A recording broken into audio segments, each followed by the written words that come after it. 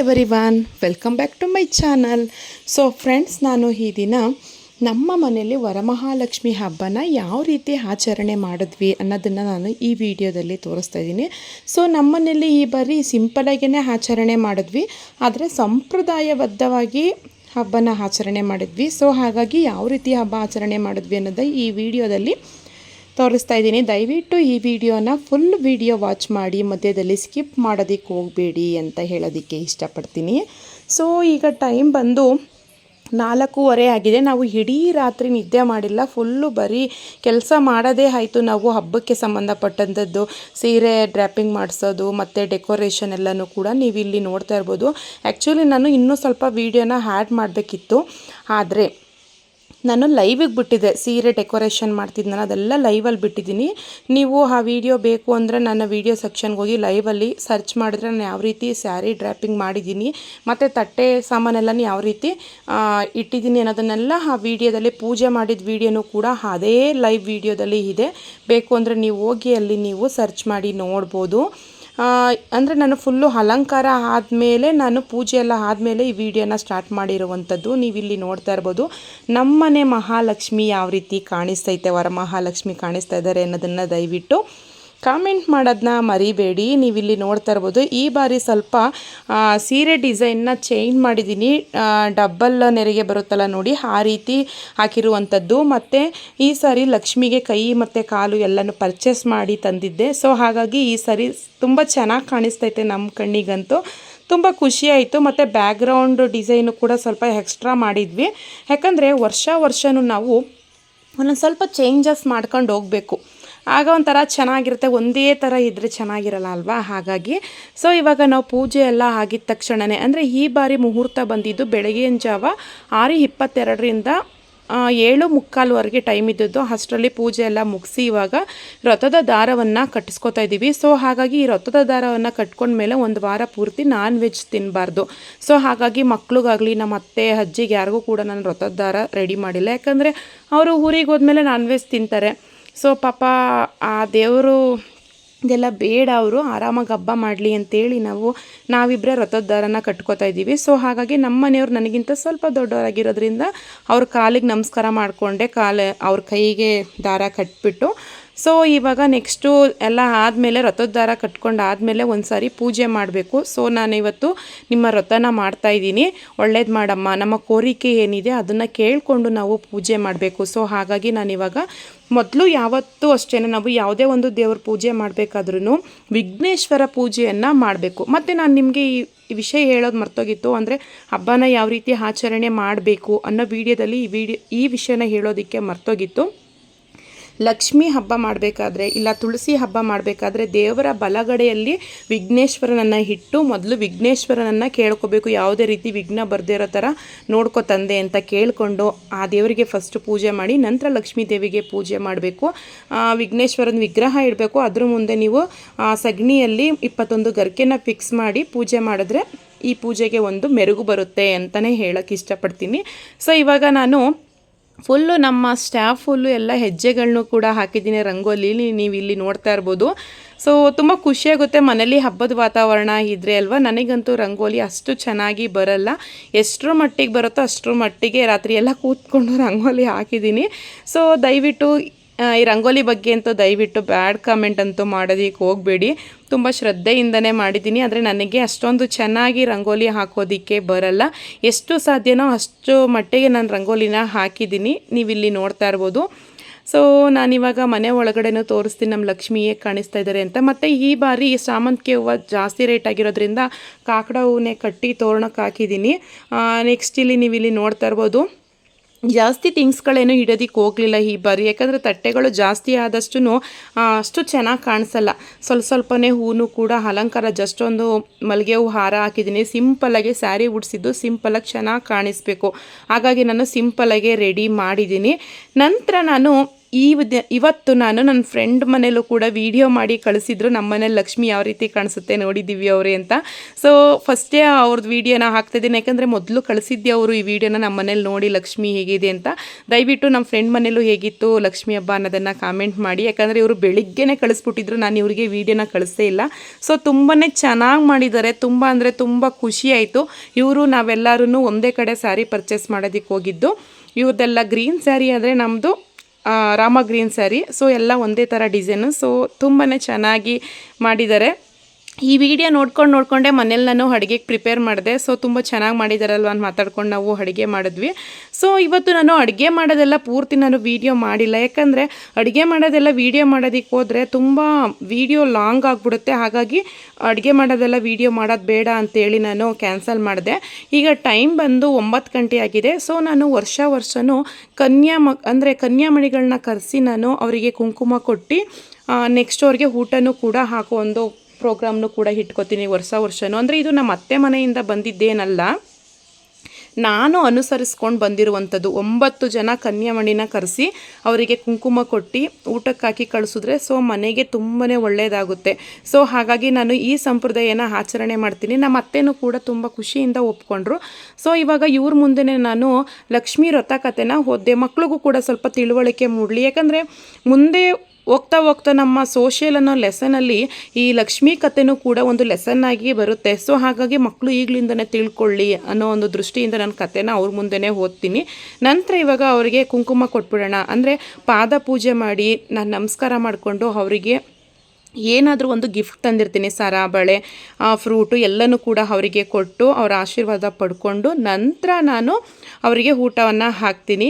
So ನೀವು ಇಲ್ಲಿ ನೋಡ್ತಾ ಇರ್ಬೋದು, ನಾನು 9 ಜನ ಮಕ್ಕಳು ಬಂದಿದ್ದಾರೆ. ಸೊ ಹೋದ ಸರಿ ಒಂದು 15 ಜನದಷ್ಟು ಬಂದಿದ್ದರು, ಈ ಸರಿ ಕರೆಕ್ಟಾಗಿ 9 ಜನ ಬಂದಿದ್ದಾರೆ. 9 ಜನಕ್ಕೂ ಕೂಡ ನಾನು ಒಂದು ತಟ್ಟೆ ಇಟ್ಕೊಂಡು ಕಾಲು ತೊಳೆದ್ಬಿಟ್ಟು ನೆಕ್ಸ್ಟು ಅರಿಶಿನ ಎಲ್ಲ ಕಾಲಿಗೆ ಲೇಪನ ಮಾಡಿಬಿಟ್ಟು ಅರಿಶಿನ ಕುಂಕುಮ ಹಾಕಿ ಅವರು ಹಣೆಗೂ ಕೂಡ ಅರಿಶಿನ ಕುಂಕುಮ ಎಲ್ಲ ಇಟ್ಟು ಪೂಜೆ ಮಾಡಿದ್ರೆ ಸೊ ತುಂಬಾ ಒಳ್ಳೆಯದು. ಈಗ ನಾವು ಲಕ್ಷ್ಮೀನ ಕೂರಿಸ್ತೀವಿ, ಪೂಜೆ ಮಾಡ್ತೀವಿ. ಆ ದೇವರಿಗೆ ನಾವು ಪಾದ ಪೂಜೆ ಎಲ್ಲ ಮಾಡೋದಕ್ಕಾಗಲ್ಲ. ಈ ಕನ್ಯಾಮಣಿಗಳನ್ನೇ ನಾವು ಲಕ್ಷ್ಮಿ ಅಂತ 9 ಅಷ್ಟಲಕ್ಷ್ಮಿಯರು ಅಂತ ಹೇಳ್ತಿರಲ್ವ, ಈ ರೂಪದಲ್ಲೇ ಅಷ್ಟಲಕ್ಷ್ಮಿಯರು ಬರುವಂಥದ್ದು ಹೇಳ್ತಾ ನಾನು ಎಷ್ಟೋ ಬುಕ್ಕಲ್ಲಿ ಓದಿದ್ದೀನಿ. ಸೊ ಹಾಗಾಗಿ 9 ಕನ್ಯಾಮಣಿಗಳನ್ನ ಕರೆಸಿ ನನ್ನ ಮನೇಲಿ ಅವರಿಗೆ ಪಾದ ಪೂಜೆಯನ್ನು ಮಾಡಿ ಅವರಲ್ಲಿ ನಾನು ಆಶೀರ್ವಾದವನ್ನು ಪಡ್ಕೋತೀನಿ. ನೀವು ಇಲ್ಲಿ ನೋಡ್ತಾ ಇರ್ಬೋದು, ಎಲ್ಲರಿಗೂ ಕೂಡ ನನ್ನ ಕೈಲಾದಷ್ಟು ಒಂದು ಗಿಫ್ಟನ್ನು ಕೊಟ್ಬಿಟ್ಟು ಇವಾಗ ಅವರಿಗೆ ಪಾದ ಪೂಜೆ ಎಲ್ಲ ಮಾಡಿ ನಂತರ ಇವಾಗ ಊಟಕ್ಕೆ ಹಾಕ್ತಾಯಿದ್ದೀನಿ. ನಮ್ಮ ಮನೇಲಿ ಇವತ್ತು ವರಮಹಾಲಕ್ಷ್ಮಿ ಸ್ಪೆಷಲ್ ಅಂತೇಳಿ ತೊಂಡೆಕಾಯಿ ಪಲ್ಯ, ಬೀನೀಸ್ ಪಲ್ಯ ಮತ್ತು ಹೆಸರು ಬೇಳೆ ಮಾಡಿದ್ದೀವಿ. ಲಕ್ಷ್ಮಿಗೆ ಇಷ್ಟ ಅಂತೇಳಿ ಗೋಧಿ ಪಾಯಸ, ಅನ್ನ, ಸಾಂಬಾರು ಮತ್ತು ಲಕ್ಷ್ಮಿಗೆ ಪ್ರಿಯವಾಗಿರುವಂತಹ ಪುಳಿಯೋಗರೆ, ಚಿತ್ರಾನ್ನ, ಸಜ್ಜಿಗೆ. ಬೆಳಗಿನ ಮೊದಲನೇ ಪೂಜೆಗೆ ನಾವು ಸಜ್ಜಿಗೆಯನ್ನು ಮಾಡಿದ್ದೆ. ಸೊ ವಿಡಿಯೋ ಸ್ಟಾರ್ಟ್ ಆದಾಗಲೇ ನೀವು ನೋಡಿರ್ಬೋದು, ನಾನು ಸಜ್ಜಿಗೆಯನ್ನು ಮಾಡಿಕೊಂಡೆ. ಹಾಲು, ತುಪ್ಪ, ರವೆಯನ್ನು ಹಾಕಿದಂಥದ್ದು ಮೊದಲನೇ ಪೂಜೆಗೆ ಇಟ್ಟರೆ ಸೊ ತುಂಬಾ ಒಳ್ಳೆಯದು. ಸೊ ಹಾಗಾಗಿ ಆ ಸಜ್ಜಿಗೆನೂ ಕೂಡ ಮಕ್ಳಿಗೆ ಹಾಕಿ ಅವರಿಗೆ ಊಟ ಎಲ್ಲ ಹಾಕಿ ನಂತರ ನಾವೇ ಎಲೆ ಎಲ್ಲ ಎತ್ತಬೇಕು ಶ್ರದ್ಧೆಯಿಂದ. ಅವರು ಮನಸ್ಫೂರ್ತಿಯಾಗಿ ಊಟ ಮಾಡ್ಕೊಂಡು ಹೋದರೆ ಲಕ್ಷ್ಮಿನೇ ಸಂತೃಪ್ತಿ ಆದಷ್ಟು ಸಮ ಅಂತೆ. ಸೊ ಹಾಗಾಗಿ ನನ್ನ ಮಕ್ಕಳನ್ನ ಸಂತೃಪ್ತಿಯಾಗಿ ನಿಧಾನಕ್ಕೆ ಊಟ ಮಾಡ್ಕೊಂಡು ಹೋಗಿ ಅಂತ ಹೇಳ್ತೀನಿ ವರ್ಷವೂ ಅಷ್ಟೇ. ಸೊ ಇದು ಬೂಟಾಟಿಕೆಗೆ ಅಷ್ಟೇ ಅಲ್ಲ, ನನಗೆ ತುಂಬಾ ಇಷ್ಟ ಮಕ್ಕಳನ್ನ ಕರೆಸಿ ಅವ್ರ ಜೊತೆ ಮಾತಾಡೋದು, ನಮ್ಮ ಕೈಲಾಗಿದ್ದು ಕೊಡೋದು ತುಂಬಾ ಇಷ್ಟ ಆಗುತ್ತೆ. ಕೈಲಾಗಿದ್ದು ಅಂದ್ರೆ ಒಂದು ಬಳೆ ಕೊಟ್ಟರೆ ಸಾಕು, ಮಕ್ಕಳಿಗೆ ತುಂಬ ಖುಷಿ ಪಡ್ತವೆ. ಮಕ್ಕಳಿಗೆ ಒಂದು ರಿಬ್ಬನ್ ಕೊಟ್ಟರೆ ಸಾಕು, ಹೊರಗಡೆ ತಗೊಂಡೋಗಿ ನನಗೆ ಈ ಕಲರ್ ರಿಬ್ಬನ್ ನನಗೆ ಕೊಟ್ಟಿದ್ದಾರೆ ಅಂತ ಅವ್ರು ಅಷ್ಟು ಖುಷಿ ಪಡ್ತಾರಲ್ಲ, ಆ ಖುಷಿ ಮುಂದೆ ಏನೇನೂ ಅಲ್ಲ. ಸೊ ಹಾಗಾಗಿ ಇವಾಗ ಮಕ್ಕಳೆಲ್ಲ ಊಟ ಮಾಡ್ಕೊಂಡು ಹೋದರು. ನಂತರ ಇವಾಗ ಎಲೆ ಎಲ್ಲ ತೆಗಿತಾ ಇದ್ದೀನಿ. ನಂತರ ಇದೆಲ್ಲ ಪೂಜೆ ಎಲ್ಲ ಮುಗಿಸ್ಕೊಂಡು, ಆ್ಯಕ್ಚುಲಿ ಈ ಪೂಜೆಗಿಂತ ಮುಂಚಿತವಾಗಿ ನಾವು ಗೋಪೂಜೆಯನ್ನು ಮಾಡಬೇಕು. ಆದರೆ ಈ ಸರಿ ಮನೆ ಮುಂದೆ ಹಸು ಸಾಕಿದ್ರಲ್ಲ, ಹಸುಗಳೆಲ್ಲ ಹೊಳೆ ಹತ್ರ ಮೇಯೋದಕ್ಕೆ ಕೊಟ್ಟೋಗಿದ್ವಂತೆ. ಸೊ ಹಾಗಾಗಿ ನಾವೆಲ್ಲ ಹಸುಗೇನೋ ಮೊದಲು ತಿನ್ನಿಸ್ಬೇಕು. ಅಂದರೆ ಹಸುನ ನಾವು ಕಾಮಧೇನು ಅಂತ ಕರಿತೀವಿ, ಅಂದರೆ ಲಕ್ಷ್ಮೀ ರೂಪ. ಹಾಗಾಗಿ ನಾವು ಲಕ್ಷ್ಮಿಗೆ ಇಡ್ತೀವಿ ನೈವೇದ್ಯಕ್ಕೆ ಪ್ರಸಾದನ. ಆದರೆ ಲಕ್ಷ್ಮಿ ತಿನ್ನಲ್ಲ, ನಾವು ಎತ್ಕೊಂಡು ತಿಂತೀವಿ. ಆ ಲಕ್ಷ್ಮಿ ತಿನ್ನಬೇಕು, ಅಷ್ಟೇ ನಮಗೆ ಆ ಫಲ ಸಿಗಬೇಕು. ಅಂದರೆ ನಮಗೆ ಹಸುಗೆ ತಿನ್ನಿಸಿದ್ರೆ ಅಷ್ಟೇ ಫಲ ನಮಗೆ ಸಿಗುತ್ತಂತೆ. ಸೊ ಹಾಗಾಗಿ ವರ್ಷ ನಾನು ಗೋಪೂಜೆನೂ ಸಹ ಇಟ್ಕೊತೀನಿ. ಗೋಗೆ ಎಷ್ಟು ಇಡಬೇಕು ಅಂದರೆ ಹಸುಗೆ ನೈವೇದ್ಯನ ಎಲ್ಲನೂ ಒಂದು ತಟ್ಟೆ ಎಲ್ಲ ಹಾಕಿ ಇಟ್ಬಿಟ್ಟು ನಂತರ ಮಕ್ಕಳಿಗೆ ಊಟವನ್ನು ಕೊಟ್ಟೆ. ನಾವು ಕೂಡ ಊಟ ಮಾಡಿಕೊಂಡು ನೆಕ್ಸ್ಟ್ ಇವಾಗ 3 ಗಂಟೆ ಆಗಿದೆ ಟೈಮ್ ಬಂದು.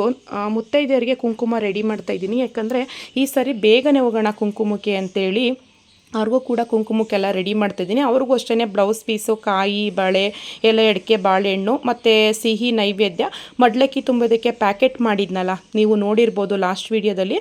ಆ ಪ್ಯಾಕೆಟು ಎಲ್ಲನೂ ಕೂಡ ರೆಡಿ ಮಾಡಿಟ್ಟೆ. ನಂತರ ಅಷ್ಟರಲ್ಲಿ ಹಸು ಬಂತು. ಪಾಪ ಮಕ್ಕಳು ಬಂದು ಕರೆದ್ರು, ಆಂಟಿ ಹಸು ಬಂದಿದೆ ಬನ್ನಿ ಅಂತೇಳಿ. ನಾನು ಗೋಮಾತೆಗೆ ಕೆಂಪು ವಸ್ತ್ರನೂ ಕೂಡ ತರಿಸಿದ್ದೀನಿ. ನೀವಿಲ್ಲಿ ನೋಡ್ತಾ ಇರ್ಬೋದು. ಹಸುನ ನಮ್ಮ ಮನೆ ಮುಂದೆನೇ ಕರೆಸಿ ಇವಾಗ ಹಸುಗೂ ಕೂಡ ನೀರಲ್ಲಿ ಪಾದ ಎಲ್ಲ ತೊಳೆದು ಅರಿಶಿನ ಕುಂಕುಮ ಎಲ್ಲ ಹಾಕಿ ಇವಾಗ ಪೂಜೆ ಮಾಡ್ತಾ ಇದ್ದೀವಿ. ಸೊ ನಾವು ಯಾವುದೇ ಒಂದು ಹಬ್ಬಗಳಲ್ಲೂ ಅಷ್ಟೇ ಗೋ ಪೂಜೆಯನ್ನು ಮಾಡ್ತೀವಿ. ಮುಕ್ಕೋಟಿ ದೇವತೆಗಳು ಹಸುವಲ್ಲಿ ಅಡಗಿರುತ್ತೆ ಅಂತ ಹೇಳ್ತಾರೆ. ಸೊ ಹಾಗಾಗಿ ನಾವು ಹಸುನ ಪೂಜೆ ಮಾಡಬೇಕು. ವರಮಹಾಲಕ್ಷ್ಮಿ ಹಬ್ಬದಲ್ಲಂತೂ ನಾವು ಮಿಸ್ಸೇ ಮಾಡಲ್ಲ. ಹಸು ಪೂಜೆ ಮಾಡಿ ನಂತರ ನಾವು ಕನ್ಯಾ ಪೂಜೆಯನ್ನು ಮಾಡ್ತಿದ್ದೆ. ಆದರೆ ಈ ಸಾರಿ ಹಸು ಇಲ್ಲದಿರೋ ಕಾರಣ ಅದು ಏನೂ ಆಗೋಲ್ಲ. ಕನ್ಯಾಮಣಿಗಳು ಅಂದರೆ ದೇವರಿಗೆ ಸಮ ಅಲ್ವಾ. ಸೊ ಹಾಗಾಗಿ ದೇವರಿಗೆ ಏನೇನು ಇಡಬೇಕು ನಾವು ಅದನ್ನೆಲ್ಲ ನಾವು ಎತ್ತಿಟ್ಟಿದ್ದೆ. ಸೊ 3 ಗಂಟೆ ಅಷ್ಟರಲ್ಲಿ ಹಸು ಬಂತು. ಇವಾಗ 3 ಜನ ಸೇರಿಕೊಂಡು ಪೂಜೆ ಮಾಡಿದ್ವಿ. ಪೂಜೆ ಮಾಡಿ ನಂತರ ಇವಾಗ ಮಕ್ಕಳು ಪ್ರಸಾದ ಎಲ್ಲ ಇಟ್ಟಿದ್ವಲ್ಲ, ಮಕ್ಕಳು ಕೈಲೂ ಕೂಡ ಆಶೀರ್ವಾದ ಮಾಡಿಸಿ ಇವಾಗ ನಾವು ಪ್ರಸಾದ ಆರೋಗಿತ್ತು. ಆದರೂ ಕೂಡ ನೀಟಾಗಿ ತಿನ್ಕೋತು. ಎಲ್ಲ ಸರಿನೂ ಬಿಸಿ ಇದ್ದಿದ್ದರಿಂದ ತಿಂತಾನೆ ಇರಲಿಲ್ಲ. ಸೊ ಈ ಸರಿ ಎಲ್ಲ ಆರೋಗಿತ್ತಲ್ವ, ನೀಟಾಗಿ ಎಲ್ಲನೂ ಕೂಡ ತಿನ್ಕೋತು. ಅದೊಂದು ನನಗೆ ತುಂಬ ಖುಷಿ ಆಯಿತು. ಇದೆಲ್ಲ ಮುಗ್ದಾದ್ಮೇಲೆ ನಾವು ಎಲ್ಲರ ಮನೆಗೂ ಕೂಡ ನಾವು ಕುಂಕುಮಕ್ಕೆ ಹೋಗಿದ್ವಿ. ಮೊದಲು ನಮ್ಮ ಮನೇಲಿ ಒಬ್ಬರಿಗೆ ಕುಂಕುಮ ಕೊಟ್ಬಿಟ್ಟು, ಅಂದರೆ ಸುಚಿತ್ರನೇ ಮೊದಲು ಬಂದ್ಲಲ್ವ, ನಾವೆಲ್ಲ ಮಾತಾಡ್ಕೊಂಡಿದ್ವಿ, ನಾವು ಬಿಲ್ಡಿಂಗ್ ಅವರೆಲ್ಲರೂ ನಾವುಗಳು ಫಸ್ಟು ಕುಂಕುಮ ತೊಗೊಬಿಡೋಣ, ಆಮೇಲೆ ಜೊತೆಯಲ್ಲಿ ಎಲ್ಲರ ಮನೆಗೂ ಹೋಗೋಣ. ಯಾಕಂದರೆ ನಮ್ಮ ಮನೇಲಿ ಅಜ್ಜಿ ಅಮ್ಮ ಎಲ್ಲ ಇದ್ದಿದ್ದರಿಂದ ಅವರು ಕುಂಕುಮ ಕೊಡ್ತಾರೆ ರೆಡಿ ಮಾಡಿ ಇಟ್ಟೋದ್ರೆ ಅನ್ನೋದೊಂದು ಮೈಂಡ್ ಸೆಟ್ ರೆಡಿ ಮಾಡ್ಕೊಂಡಿದ್ವಿ. ಹಾಗಾಗಿ ನಾವು ಹಸುಗೆ ಪೂಜೆ ಎಲ್ಲ ಮಾಡ್ಕೊಂಡು ಮನೆಗೆ ಬಂದ ಮೇಲೆ ಕುಂಕುಮಾರ್ಚನೆಯನ್ನು ಮಾಡಬೇಕು. ಪ್ರತಿಯೊಂದು ನಿಯಮಾನುಸಾರವಾಗಿ 5 ಪೂಜೆಯನ್ನು ಮಾಡಬೇಕು ಒಂದು ದಿನದಲ್ಲಿ. ಹಾಗಾಗಿ ನಾವೀಗ ಲಾಸ್ಟ್ ಕುಂಕುಮಾರ್ಚನೆಯನ್ನು ಮಾಡ್ತಾಯಿದ್ವಿ. ಕುಂಕುಮಾರ್ಚನೆಯನ್ನು ಮಾಡಿ ನಾವೀಗ ಮುತ್ತೈದೆಯರನ್ನ ಕರೆಯೋದಕ್ಕೆ ಹೋಗಬೇಕು. ಸೊ ಹಾಗಾಗಿ ನಾವಿವಾಗ ಕುಂಕುಮಾರ್ಚನೆಯನ್ನು ಮಾಡ್ತಾಯಿದ್ದೀವಿ. ನೀವಿಲ್ಲಿ ನೋಡ್ತಾ ಇರ್ಬೋದು. ಅಷ್ಟೋತ್ತರವನ್ನು ಬಾಯಲ್ಲಾದರೂ ಹೇಳ್ಬೋದು. ಯಾಕಂದರೆ ಅಷ್ಟೋತ್ತರವನ್ನು ಹೇಳೋದಕ್ಕೆ ಎಲ್ಲ ಪದಗಳು ಬರಲ್ಲ. ಹಾಗಾಗಿ ನಾವು ಮೊಬೈಲಲ್ಲಿ ಆನ್ ಮಾಡಿ ಇಟ್ಕೊಂಡು ಇವಾಗ ಕುಂಕುಮಾರ್ಚನೆಯನ್ನು ಮಾಡ್ತಾಯಿದ್ದೀವಿ. ನಾನು ಒಬ್ಬರಿಗೆ ಕುಂಕುಮ ಕೊಟ್ಟೆ ಅಷ್ಟೇ, ಎಲ್ಲ ಅಮ್ಮನೇ ಕೊಟ್ಟರು. ಯಾಕಂದರೆ ನಾವು ಎಲ್ಲರ ಮನೆಯಲ್ಲೂ ಕುಂಕುಮ ಮುಗಿಸ್ಕೊಂಡು ಬರೋ ಅಷ್ಟಲ್ಲಿ, ಕುಂಕುಮ ಕೇಳಿ ಮುಗಿಸ್ಕೊಂಡು ಬರೋ ಅಷ್ಟರಲ್ಲಿ ಎಲ್ಲರ ಮನೆಯಲ್ಲೂ ಕೂಡ ಬಂದು ಹೊರಟೋಗಿರ್ತಾರೆ. ಸೊ ಹಾಗಾಗಿ ಮತ್ತೆ ನಾವು ದೇವರ ಆಶೀರ್ವಾದ ಪಡ್ಕೊಂಡಾದ್ಮೇಲೆ ನಮ್ಮ ಮನೇಲಿ ಇರುವಂಥ ಹಿರಿಯರನ್ನ ಆಶೀರ್ವಾದ ಪಡ್ಕೋಬೇಕು. ಸೊ ಹಾಗಾಗಿ ನಾವು ವರ್ಷವೂ ಅಷ್ಟೇ ಇವಾಗ ಹತ್ತೆ ಕಾಲಿಗೆ ಬಿದ್ದು ನಮಸ್ಕಾರ ಮಾಡಿಕೊಂಡು, ಅಜ್ಜಿನೂ ಕೂಡ ಬಂದಿದ್ದಾರಲ್ವ, ಅಜ್ಜಿ ಕಾಲಿಗೂ ಕೂಡ ಬಿದ್ದು ಇವಾಗ ನಮಸ್ಕಾರ ಮಾಡ್ಕೋತಾ ಇದ್ದೀವಿ. ನೀವಿಲ್ಲಿ ನೋಡ್ತಾ ಇರ್ಬೋದು. ಸೊ ಫ್ರೆಂಡ್ಸ್, ನಾನು ಮತ್ತೊಮ್ಮೆ ರಿಕ್ವೆಸ್ಟ್ ಮಾಡ್ಕೋತೀನಿ, ದಯವಿಟ್ಟು ಯಾರ್ಯಾರು ನನ್ನ ಚಾನಲ್ನ ಸಬ್ಸ್ಕ್ರೈಬ್ ಮಾಡದೆ ನೋಡ್ತಾ ಇದ್ದೀರಾ, ದಯವಿಟ್ಟು ಸಬ್ಸ್ಕ್ರೈಬ್ ಮಾಡಿಕೊಂಡು ಫುಲ್ ವೀಡಿಯೋ ವಾಚ್ ಮಾಡಿ. ಮತ್ತು ನನ್ನ ಉಳಿದಂಥ ವೀಡಿಯೋಗಳು ಕೂಡ ತುಂಬಾ ಚೆನ್ನಾಗಿ ವೀಡಿಯೋ ಮಾಡಿದ್ದೀನಿ ಅಂತ ಅಂದ್ಕೋತೀನಿ. ದಯವಿಟ್ಟು ಫ್ರೀ ಮಾಡಿಕೊಂಡು ವೀಡಿಯೋ ವಾಚ್ ಮಾಡಿ ಅಂತ ಕೇಳ್ಕೊತೀನಿ. ಸೊ ಇವಾಗ ಸುಚಿತ್ರ ಮೊದಲು ನಮ್ಮ ಮನೆಗೆ ಬಂದಳು. ಯಾಕಂದರೆ ಅವಳು ಕುಂಕುಮ ತೊಗೊಂಡು ಅವಳ ಮನೆಗೂ ಹೋಗಿ ನಾವು ಕುಂಕುಮ ತೊಗೊಂಡಾದ್ಮೇಲೆ ಎಲ್ಲರೂ ಜೊತೇಲಿ ನಾವಿವಾಗ ಎಲ್ಲರ ಮನೆಗೂ ಕುಂಕುಮ ಕೇಳೋದಕ್ಕೆ ಹೋಗಬೇಕು. ಆಲ್ರೆಡಿ ಸುಮಾರು ಜನ ಬಂದು ಹೇಳಿ ಹೋಗಿದ್ದಾರೆ, ಅವ್ರ ಮನೆಗೂ ಕೂಡ ಹೋಗಬೇಕು. ಸೊ ಇವಾಗ ಅವಳಿಗೆ ಮಾತಾಡಿಕೊಂಡು ಕುಂಕುಮ ಕೊಡ್ತಾಯಿದ್ದೀನಿ. ಅವಳು ಅಷ್ಟೇ ತುಂಬ ಚೆನ್ನಾಗಿ ರೆಡಿಯಾಗಿದ್ದಾಳೆ. ನಾನು ಬೆಳಿಗ್ಗೆ ಒಂದು ಸಾರಿ ವೇರ್ ಮಾಡಿದೆ, ಅದು ಯಾಕೋ ಒಂಥರ ಇರಿಟೇಟ್ ಅನ್ನಿಸ್ತಿತ್ತು. ಸೊ ಹಾಗಾಗಿ ಅದನ್ನು ಚೇಂಜ್ ಮಾಡಿಬಿಟ್ಟು ಇವಾಗ ಬೇರೆ ಸ್ಯಾರಿ ವೇರ್ ಮಾಡಿದೆ. ಯಾಕಂದರೆ ತುಂಬ ಶೆಕೆ ಇತ್ತು ಇವತ್ತಂತೂ. ಒಂಥರ ರಫ್ ಆಗಿದ್ರೆ ಸ್ಯಾರಿ ಓಡಾಡೋಕ್ಕೂ ಕೂಡ ತುಂಬ ಹಿಂಸೆ ಆಗುತ್ತೆ ಅಂತೇಳಿ ನಾನು ಬೇರೆ ಸ್ಯಾರಿನ ವೇರ್ ಮಾಡಿದೆ. ಸೊ ಬೆಳಿಗ್ಗೆಗಿಂತ ಸಂಜೆ ಹಾಕಿದಂಥ ಸ್ಯಾರಿನೇ ನನಗೆ ಕಂಫರ್ಟಬಲ್ ಅನಿಸ್ತು. ಸೊ ಇವಾಗ ಎಲ್ಲರೂ ಕೂಡ ಇವಾಗ ಕುಂಕುಮಕ್ಕೆ ಹೋಗ್ತೀವಿ. ಸೊ ಫ್ರೆಂಡ್ಸ್, ನಾನು ಈ ವಿಡಿಯೋದಲ್ಲಿ ನಾವು ಯಾರ್ಯಾರ ಮನೇಲಿ ಕುಂಕುಮ ಅಂದರೆ ಲಕ್ಷ್ಮಿನ ಕೂರಿಸಿದಾರೋ ಅಷ್ಟು ಮನೆಯದ ವೀಡಿಯೋ ಮಾಡಿದ್ದೀನಿ. ಅಂದರೆ 1 ನಿಮಿಷದ ವೀಡಿಯೋ. ಯಾರ ಮನೆಯಲ್ಲಿ ಲಕ್ಷ್ಮಿನ ಕೂರಿಸಿಲ್ವೋ ಆ ಮನೆಯಲ್ಲಿ ನಾವು ಜಸ್ಟ್ ಕುಂಕುಮ ಕೇಳ್ಬಿಟ್ಟು ಕುಂಕುಮ ತೊಗೊಂಡು ಬಂದ್ವಿ ಅಷ್ಟೇ. ಅಷ್ಟೊಂದು ಮಾತ್ರ ಯಾರ ಮನೆಯಲ್ಲಿ ಕುಂಕುಮ ಕೊಟ್ಟರು ಅವ್ರವ್ರ ಮನೆಯಲ್ಲಿ ನಾವು ವೀಡಿಯೋ ಮಾಡಿದ್ದೀವಿ. ನೀವು ಇಲ್ಲಿ ನೋಡ್ತಾ ಇರ್ಬೋದು. ಇವ್ರ ಮನೆ ಬಂದು 2ನೇ ಮನೆ. ಮೊದಲನೇ ಮನೆಯದು ನಮ್ಮ ಬಿಲ್ಡಿಂಗಲ್ಲ, ಈ ವಿಡಿಯೋ ಎಲ್ಲ ಮಾಡ್ತಾಯಿರೋದು ನಮ್ಮ ಬಿಲ್ಡಿಂಗ್ ಅವರೇ, ಜ್ಯೋತಿ ಅವ್ರ ಮನೆಯದು 2ನೇ ಮನೆಗೆ ಬಂದ್ವಿ. ನೆಕ್ಸ್ಟು ಸುಚಿತ್ರನ ಮನೆ ಲಕ್ಷ್ಮಿ, ನೀವು ಇಲ್ಲಿ ನೋಡ್ತಾ ಇರ್ಬೋದು. ಎಲ್ಲರ ಮನೆ ಲಕ್ಷ್ಮಿನೂ ದರ್ಶನನೂ ಕೂಡ ನಿಮಗೆ ಆಗಲಿ ಅಂತೇಳಿ ಎಲ್ಲರ ಮನೆಯದು 1 ನಿಮಿಷ ನಾನು ವೀಡಿಯೋ ಮಾಡಿಕೊಂಡೆ. ನೀವು ಇಲ್ಲಿ ನೋಡ್ತಾ ಇರ್ಬೋದು. ಎಲ್ಲರೂ ಕೂಡ ವಿಭಿನ್ನವಾಗಿ ಮಾಡಿದ್ದಾರೆ. ಎಲ್ಲ ದೇವ್ರನ್ನೂ ಕೂಡ ನೋಡೋದಕ್ಕೆ 2 ಕಣ್ಣು ಸಾಲದು ಅಂತಲೇ ಹೇಳ್ಬೋದು. ಎಲ್ಲರೂ ಕೂಡ ತುಂಬ ಪ್ರೀತಿಯಿಂದ ಶ್ರದ್ಧೆಯಿಂದ ಶ್ರಮಪಟ್ಟು ಅಲಂಕಾರ ಮಾಡಿ ಪೂಜೆನ ಮಾಡಿದ್ದಾರೆ. ಎಲ್ಲರಿಗೂ ಒಳ್ಳೇದು ಮಾಡಲಿ ಲಕ್ಷ್ಮಿ ಅಂತ ಕೇಳ್ಕೊತೀನಿ. ಯಾಕಂದರೆ ನಾವೆಷ್ಟು ಪ್ರೀತಿಯಿಂದ ಎಷ್ಟು ಶ್ರದ್ಧೆಯಿಂದ ಮಾಡ್ತೀವೋ ಅವರು ಅಷ್ಟೇ ಅಲ್ವಾ. ಆ ಲಕ್ಷ್ಮಿ ಇಷ್ಟೇ ಚೆನ್ನಾಗಿ ಕಾಣಿಸ್ಬೇಕು, ಇದೇ ಥರ ಇರಬೇಕು ಅಂತ 1 ತಿಂಗಳನ್ನಾಗಲೇ ಮನೆ ಕ್ಲೀನ್ ಮಾಡೋದಕ್ಕೆ ಸ್ಟಾರ್ಟ್ ಮಾಡಿಬಿಡ್ತಾರೆ. ಆ ಲಕ್ಷ್ಮಿ ನಾವು ಎಷ್ಟು ಶ್ರಮ ಪಟ್ಟಿದ್ದೇವೋ ಅಷ್ಟು ಫಲ ಕೊಟ್ಬಿಟ್ರೆ ಸಾಕು, ಎಕ್ಸ್ಟ್ರಾ ಫಲ ಕೊಡೋದು ಬೇಡ, ನಮ್ಮ ಶ್ರಮಕ್ಕೆ ತಕ್ಕಂತೆ ಫಲ ಕೊಟ್ಟರೆ ಸಾಕು, ಎಲ್ಲರೂ ಕೂಡ ಚೆನ್ನಾಗಿರ್ತೀವಿ ಅಂತ ಹೇಳೋದಕ್ಕೆ ಇಷ್ಟಪಡ್ತೀನಿ. ಸೊ ಇವಾಗ ನಾನು ಪ್ರತಿಯೊಂದು ಮನೆದು ಇಲ್ಲಾಂದ್ರೆ ಒಂದು 20 ಸೆಕೆಂಡ್ ಅಷ್ಟು ಮಾಡಿದ್ದೀನಿ, ಯಾಕಂದರೆ ಲೆಂತ್ ಆಗಿಬಿಡುತ್ತೆ ವಿಡಿಯೋ ಅಂತ ಹೇಳಿ. ಸೊ ಇದು ಲತಾಕನ ಮನೆ ವಿಡಿಯೋ. ಫಸ್ಟೇ ನಾನು ಆಶಾಕನ ಮನೆದು ಹಾಕಿದ್ದೆ. ಎಲ್ಲರೂ ಒಂಥರ ವಿಭಿನ್ನ ರೀತಿಯಲ್ಲಿ ಮಾಡಿದ್ದಾರೆ ಮತ್ತು ಎಲ್ಲರೂ ತಿಂಡಿಗಳನ್ನ ಮಾಡಿದ್ದಾರೆ. ಸೊ ನಮ್ಮ ಮನೇಲಿ ನಾನು ತಿಂಡಿಗಳನ್ನ ಮಾಡಿಲ್ಲ, ಯಾಕೆಂದರೆ ನಾನು ಪ್ರಾರಂಭ ಮಾಡಿದ್ನಲ್ಲ ಅವತ್ತಿಂದನೂ ಕೂಡ ತಿಂಡಿಗಳನ್ನ ರೂಢಿ ಮಾಡಿಲ್ಲ, ಹಾಗಾಗಿ ನಾನು ಮಾಡೋದಕ್ಕೆ ಹೋಗಲಿಲ್ಲ. ಎಲ್ಲರೂ ತುಂಬಾ ಚೆನ್ನಾಗಿ ಮಾಡಿದ್ದಾರೆ. ಸೊ ಫ್ರೆಂಡ್ಸ್, ನಾವು ಕುಂಕುಮ ಎಲ್ಲ ಮುಗಿಸ್ಕೊಂಡು ಬಂದಮೇಲೆ ಮನೇಲಿ ಲಾಸ್ಟಲ್ಲಿ 5ನೇ ಪೂಜೆಯನ್ನು ಮಾಡಬೇಕು. 5 ಕಾಯನ್ನು ಒಡೆದು 5 ಪೂಜೆಯನ್ನು ಮಾಡಬೇಕು. ಅದು ಲಕ್ಷ್ಮೀ ವ್ರತ ಕತೆ ಬುಕ್ಕಲ್ಲೇ ಇದೆ. 5 ಪೂಜೆ, ಕಾಯಿ ಹೊಡೆಯೋಕ್ಕಾಗಲಿಲ್ಲ ಅಂದರೆ ಹಣ್ಣಾದರೂ ಮುರ್ದಿ ಪೂಜೆ ಮಾಡಬೇಕು, ಅದೊಂದು ಶಾಸ್ತ್ರ. ಸೊ ಇವಾಗ ನಮ್ಮ ಮನೆಯವರು ಬೆಳಗ್ಗೆ ಪಂಚಾರತಿ ಮಾಡಿರಲಿಲ್ಲ, ಸಂಜೆ ಅಂದರೆ ಗೋಧೂಳಿ ಸಮಯದಲ್ಲಿ ಪಂಚಾರತಿಯನ್ನು ಮಾಡಬೇಕು ಅಂತೇಳಿ ಸಂಜೆ ನಾನು ಕುಂಕುಮ ಎಲ್ಲ ಮುಗಿಸ್ಕೊಂಡು ಬಂದೆ ಅಲ್ವಾ, ಆಗ ಪಂಚಾರತಿಯನ್ನು ಮಾಡಿದ್ದಾರೆ. ಪಂಚಾರತಿ ಎಲ್ಲ ಮಾಡಾದ್ಮೇಲೆ ನಾನು ಇನ್ನೂ 2 ಮನೆಗೆ ಹೋದೆ ಕುಂಕುಮಕ್ಕೆ, ಯಾಕಂದರೆ ಲೇಟಾಗಿ ಬಂದು ಹೇಳಿದ್ರಲ್ಲ ಅವ್ರ ಮನೆಗಳಿಗೆ ಹೋದ್ವಿ. ಪಂಚಾರತಿ ಎಲ್ಲ ಮಾಡಾದಮೇಲೆ 2 ಮನೆಗೆ ಹೋಗಿ ಹೇಳ್ಬಿಟ್ಟು ಬಂದು ಸಂಜೆ ಊಟಕ್ಕೆಲ್ಲ ರೆಡಿ ಮಾಡಬೇಕು. ಅಂದರೆ ಅದೇ ಊಟ ಇದ್ದಿದ್ದರಿಂದ ಅಷ್ಟೊಂದು ರಿಸ್ಕ್ ಅನಿಸ್ಲಿಲ್ಲ. ಪಂಚಾರತಿ ಎಲ್ಲ ಮಾಡಾದ್ಮೇಲೆ ಇನ್ನೊಂದು ಮನೆಗೆ ಹೋಗಿ ಹೇಳ್ಬಿಟ್ಟು ಬಂದೆ. ನಂತರ ಮನೆಗೆ ಬಂದಮೇಲೆ ಅತ್ತೆ ನಾನು ಇಬ್ಬರು ಸೇರಿಕೊಂಡು ಕೆಂಪಾರತಿಯನ್ನು ಮಾಡ್ತಾಯಿದ್ದೀವಿ.